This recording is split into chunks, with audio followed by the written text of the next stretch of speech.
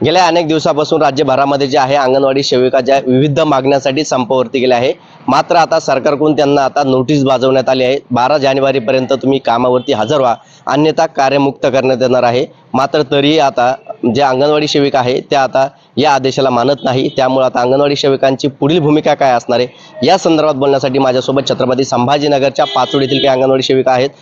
ताई, काय सांगाल, काय तुमची पुढची भूमिका असणार आहे? सरकारकडून तुम्हाला नोटीस बजावण्यात आली? नमस्कार, लाल सलाम।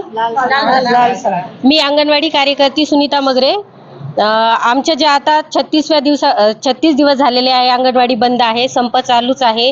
त्यामध्ये आमच्या ज्या मागण्या आहेत त्या मागण्यांमध्ये पहिलं आहे पेन्शन लागू करा, त्याच्यानंतर ग्रॅज्युलिटी, नंतर मानधनामध्ये भरघोस वाढ करा आणि आत्तापर्यंत कुठलाही दखल घेतल्या जात नाहीये। आणि त्यानंतर आमच्या ज्या मागण्या आहेत 0 ते 6 वर्षाच्या मुलापर्यंत गरोदर स्तंदा मरेपर्यंत जे आम्ही रेकॉर्ड ठेवतो तो कोणाकडेही नसतो। सर्व कामामध्ये आम्हाला बोलवलं जातं। 2 मीटिंग असूनही आमच्या 4 मीटिंग घेतल्या जातात, त्यामध्ये आम्हाला मानधन वेळेवर मिळत नाहीये। आणि परत अजून आमच्या आहारामध्ये पण आम्हाला काही बदल होत नाहीये। आणि आहारामध्ये जे आम्हाला 8 रुपयाप्रमाणे लेकरू दिल्या जातात मुलांची संख्यामध्ये, त्यामध्ये पण वाढ झालीच पाहिजे। गेल्या 8 महिन्यापासून आम्हाला आहार बिल पण देण्यात आलेलं नाहीये। आणि परत अजून त्याच्यामध्ये मुलांच्या आहारामध्ये पण वाढ झाली पाहिजे, 8च्या ऐवजी 12 रुपये केली पाहिजे।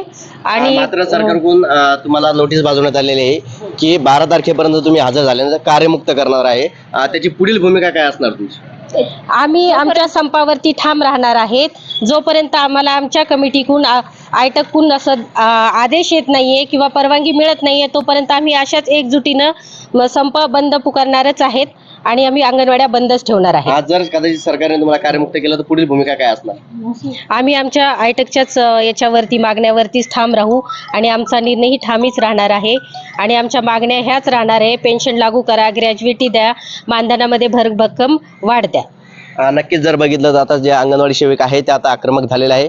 12 तारखेला अंगणवाडी सेविका ज्या आहे त्या आता आयटेकच्या मार्गदर्शनाखाली चालणार आहे आणि ज्या आहे कामावरती हजर होणार नसल्याचे आता अंगणवाडी सेविकाकडून बोलले जात आहे।